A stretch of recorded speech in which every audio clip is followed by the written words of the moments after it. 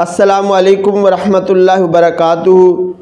دعا گو ہاں کہ اللہ پاک سب بیماروں کو شفاء کاملہ عاجلہ عطا فرمائے۔ سکون بندے کو کیسے ملتا ہے؟ ہر بندہ آج کے دور میں اس تلاش میں ہے کہ مجھے سکون مل جائے۔ تو یاد رکھیے کہ سکون بندے کے اندر کی کیفیت کا نام سکون ہے۔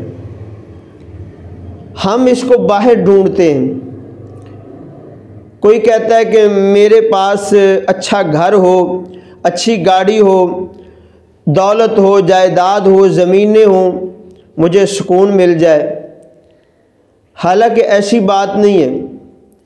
بہت سارے مالدار لوگ ایسے بھی ہیں کہ جن کے پاس ہر سہولت موجود ہے، ہر آسائش ان کے پاس موجود ہے، لیکن ان کو سکون نہیں ملتا۔ اور بہت سارے ایسے لوگ بھی ہیں کہ جو بظاہر غریب ہیں اور محنت مزدوری کرنے والے ہیں، اپنا گھر بھی نہیں ہے، لیکن وہ پھر بھی پرسکون زندگی گزار رہے ہیں۔ کبھی آپ نے غور کیا؟ ایک سیٹھ صاحب تھے جن کے پاس بہت زیادہ دولت تھی۔ وہ مکان بنا کے سیل کرتے تھے۔ تو وہ سیٹھ صاحب ایک جگہ پہ پہنچے جہاں پہ وہ مکان اس کے مزدور جو تھے، مستری، وہ بنا رہے تھے۔ اب اس نے کیا دیکھا کہ دوپہر کا وقت ہوا تو وہ مستری مزدور جو تھے انہوں نے پیٹ بھر کے کھانا کھا لیا، اور اس کے بعد گرمی تھی، دوپہر کا وقت تھا، تو انہوں نے جناب کیا کیا کہ وہ سیمنٹ کی خالی بوریاں ہوتی ہیں نا، وہ لے کے کوئی ادھر لیٹ گیا، کوئی ادھر لیٹ گیا، سو گئے، گہری نیند سو گئے۔ اب یہ سیٹھ صاحب دیکھ رہے ہیں کہ انہوں نے اچھا کھانا بھی کھا لیا پیٹ بھر کے، اور اس کے بعد اتنی گہری نیند سو گئے، وہ بھی زمین پر۔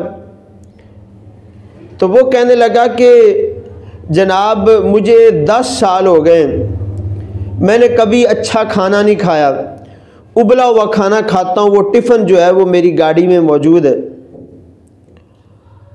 اور 10 سال سے میں رات کو نیند کی گولی کھا کے سوتا ہوں، ایسے مجھے نیند نہیں آتی، سکون نہیں ملتا۔ کاش کوئی مجھ سے میری ساری دولت لے لے، مجھے یہ سکون مل جائے کہ جتنے سکون کے ساتھ یہ سوئے ہیں، یہ سکون کوئی مجھے دے دے، میری ساری دولت لے لے۔ تو میرے محترم بھائیوں، کیسے سکون ملے گا؟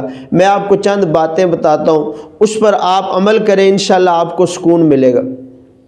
پہلی بات، سکون بانٹنے سے ملتا ہے۔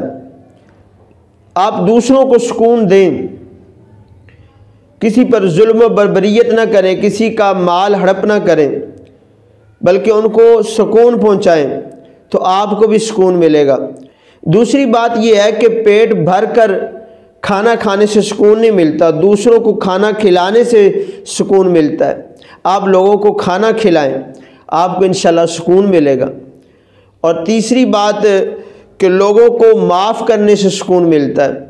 اگر کوئی بالفرض آپ کے ساتھ کوئی زیادتی بھی کر لیتا ہے، آپ اس کو معاف کر دیں۔ اپنے دل میں بغض، کینہ، حسد نہ رکھیں، بلکہ اس کو معاف کر دیں۔